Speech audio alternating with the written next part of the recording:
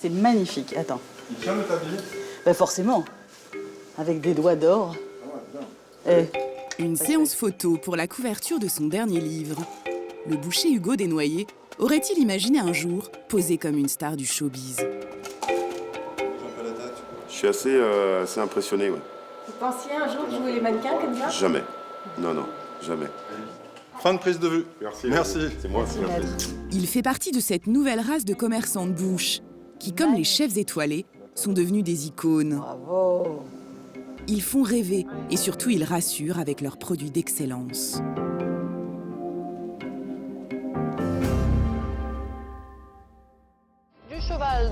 Car ces dernières années, la viande a fait parler d'elle, en mal. Scandale de la vache folle, arnaque à la viande de cheval, peur de la malbouffe, les consommateurs sont devenus très méfiants. C'est pas engageant les supermarchés quand on entend tout ce qu'ils nous racontent. C'est manipulé je ne sais combien de fois, ça vient d'où on ne sait pas. Avec ces crises, ils sont alors revenus vers leur boucher de quartier. Besoin d'avoir confiance et d'être sécurisés, quitte à payer le prix fort. Je préfère de très loin manger beaucoup moins, mais manger de la qualité. Deux artisans ont su en tirer parti. Hugo Desnoyers, premier boucher star, invité régulier des plateaux télé. J'adore ce que je fais et ça se voit, je pense qu'elle Ça se voit. est épanouie.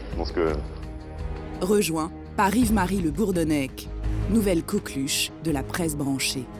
Ma première hausse de chiffre d'affaires vient de la première crise de la vache folle. C'est là que j'ai commencé vraiment à éclore. Comment ces bouchers ont-ils su tirer profit des crises alimentaires pour faire de leur nom une marque? Et d'où vient cette viande qu'ils nous vendent à prix d'or?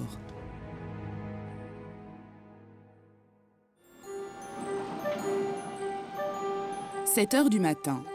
Une camionnette venue de la Vienne livre sa cargaison chez Hugo Desnoyers dans le 14e arrondissement de Paris. C'est 6, hein, tu m'as demandé. 6 400. Tout le monde s'active, découpe ses morceaux nobles pour les plus grandes maisons de la capitale.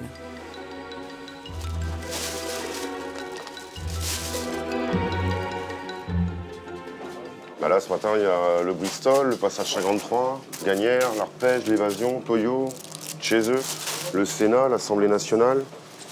Il y a 15 ans, Hugo Desnoyers, alors simple boucher de quartier, est repéré par l'un de ses clients, Manuel Martinez, chef étoilé de la Tour d'Argent. Le restaurateur décide d'en faire son fournisseur exclusif. Allez David, action. Depuis, les chefs se sont passés le mot. Tous les matins, David livre une quarantaine d'établissements de prestige.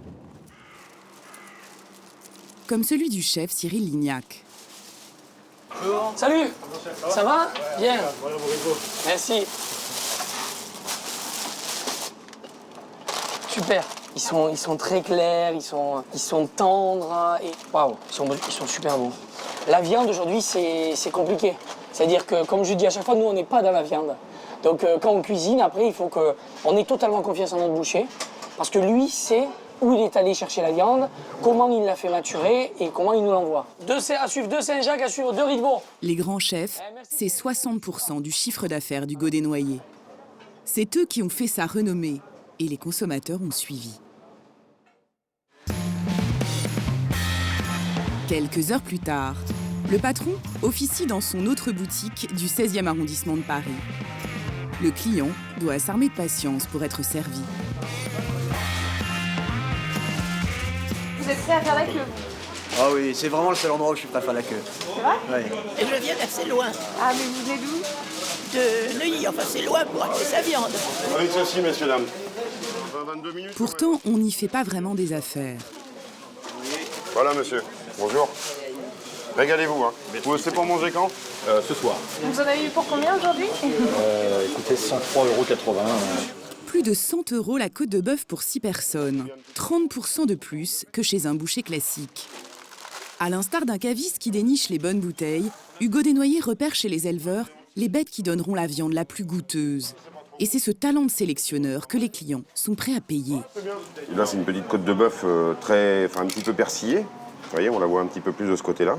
Le fait d'avoir du gras persillé comme elle est, ben oui, ça donne du fondant, du moelleux, du soyeux en bouche. C'est ça qui est important. Et surtout une grande longueur en bouche. Le plus important, il est là, c'est le goût. Et voilà comment il est devenu l'un des rares bouchers à qui l'on demande une dédicace. Auriez-vous l'obligeance de me décliner votre prénom? Dominique, Oui? je suis très honorée et très flattée de me faire ouvrir ce livre dédicacé. He's pretty and famous.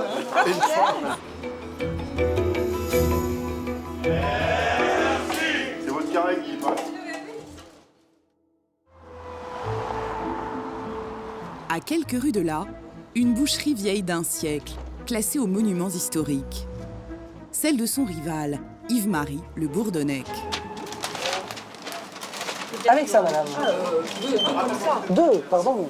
Pardonnez-moi. La boucherie, lui, a voulu en faire une performance artistique. Il expose ses produits comme des pièces de collection. Vous disposez ça comme des sorts? C'est presque ma garde-robe. Un peu comme de la haute couture, quoi.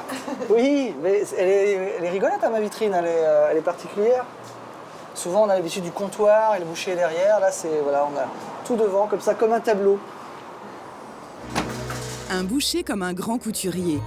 Sa côte de bœuf s'affiche à 75 € le kilo. 2 fois plus cher encore que chez Hugo Desnoyers. La côte de bœuf, on vient du monde entier pour venir acheter ça chez nous. Ah oui? Ah ouais.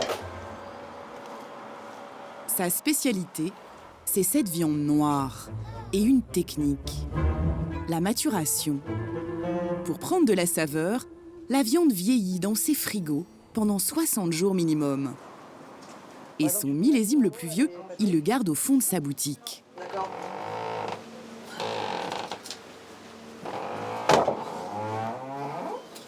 Alors ça, c'est ce qu'il y a de plus précieux chez nous. C'est une commande particulière que l'on a. Donc c'est un client qui nous a demandé de maturer un aloyau pendant 200 jours.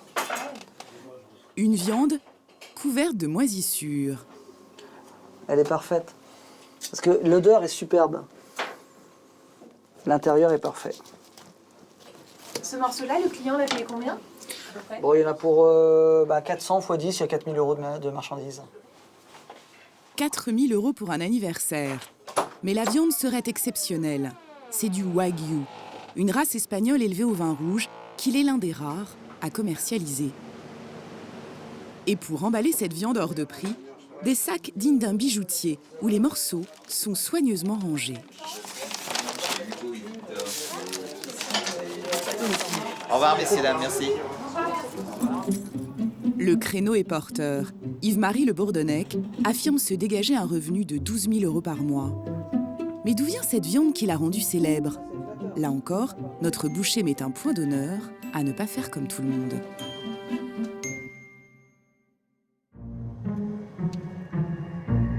Pour satisfaire une clientèle élitiste en quête d'exception, l'artisan a décidé de sortir des sentiers battus. Alors que tous les bouchers font la promotion des races françaises, lui a fait un choix audacieux. Le voici en Normandie, avec son éleveur attitré. Il s'appelle Yves-Marie, lui aussi. Ça Yves-Marie, ça va bien? Ça va et toi? Bonne route. Super, par ce temps-là, Isaac. Un homme qui vient de lui créer un cheptel rien que pour lui. 200 vaches de race britannique. Les Angus, une variété à la mode chez les connaisseurs. Là, c'est le lot qui va partir chez Yves-Marie. On ne t'a pas présenté à ces jeunes filles, parce que après, si elles savent ce que tu fais de leur corps...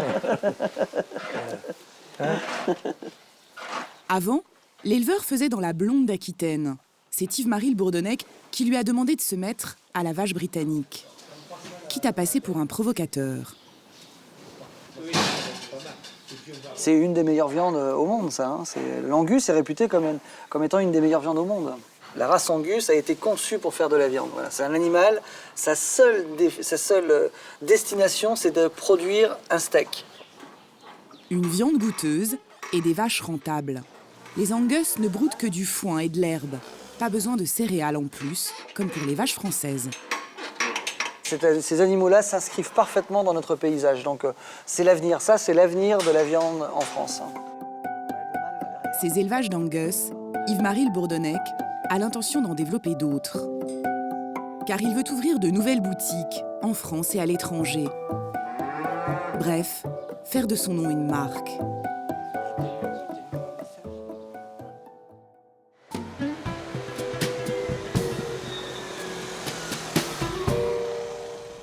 Hugo Desnoyers a eu exactement la même idée. Il y a 10 ans, un de ses amis, le célèbre pâtissier Pierre Hermé, lui a conseillé de faire comme lui, s'offrir les services d'une stratège en communication. Elle travaille d'ordinaire pour les grands joailliers. C'est Valérie Solvite. Bonjour Valérie, merci. Tu vas bien? Ça va et toi? Ouais. Ils sont venus ici, premier rendez-vous. Et donc pour eux... Premier rendez-vous, j'allais chez quelqu'un qui avait juste des grands noms nationaux en client. On arrivait bouché. Au début, moi je me rappelle quand même, au début ça a été quand même assez difficile, même vis-à-vis des médias. Rappelle-toi, quand tu proposais du Hugo Desnoyers, bon, c'est qui, c'est quoi, Boucher, oh là. Pourtant, aujourd'hui, toute la presse parle de lui. Oula, il y en a beaucoup là. Les quotidiens, les magazines. Ta sœur. Le supplément de l'équipe, Libération, le journal Monsieur. Enfin, c'est... Voilà. Et ce ne sont pas des journaux de gastronomie. Valérie Solvite a également voulu le débarrasser de l'image du boucher franchouillard, le relooker. Et pour commencer, elle s'est attaquée aux bonnes vieilles blouses blanches des bouchers. Il y a une blouse, tous ses collaborateurs ont une blouse blanche. Je me suis dit que le tablier, c'était pas possible, qu'il fallait absolument changer de tablier. À la place, elle a eu l'idée de ce tablier rouge bien plus chic. Une nouvelle tenue, des livres de recettes tendance, un packaging plus élégant. Reste la touche finale, débarrasser son logo de cette vache jugée trop rustique. Moi, je pense qu'on peut être plus radical et que ça peut être suffisant. Une communication épurée pour conquérir la planète. Car le boucher a bien l'intention, lui aussi, d'ouvrir des succursales à l'étranger. Aujourd'hui, la viande d'Hugo s'exporte, le nom d'Hugo s'exporte. Simplement, nous sommes aux prémices. Et donc, voilà, très prometteur, avec des contrats qui ont été signés il y a quelques semaines. Ah oui. Voilà. Hugo Desnoyers a déjà 2 boucheries en France. Dans les mois qui viennent, il compte en ouvrir d'autres, à Tokyo, à Singapour et à Dubaï.